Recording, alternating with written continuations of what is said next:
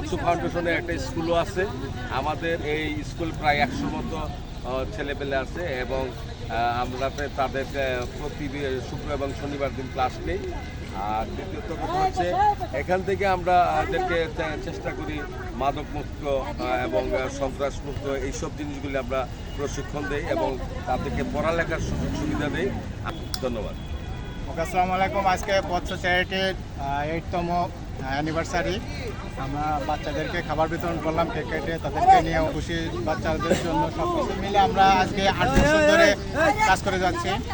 আমরা যখন এই পথসু ফাউন্ডেশন উদ্বোধন শুরু করেছিলাম 17 সালের 29শে সেপ্টেম্বর, তা আজকে তখন থেকে আজকে আমরা বিভিন্ন বাংলাদেশের প্রতিটা প্লেসে প্রতিটা জায়গায় আমরা কাজ করে যাচ্ছি। প্রতিটা অকেশনে প্রতিটা বিষয় আমরা খেয়াল রেখে পথসু ফাউন্ডেশন কাজ করে যাচ্ছে ইনশাল্লাহ। আর ভবিষ্যতে প্রতিটা কাজের সাথে পথসু ফাউন্ডেশন থাকবে। আসসালামু আলাইকুম, ভালো থাকবেন সবাই।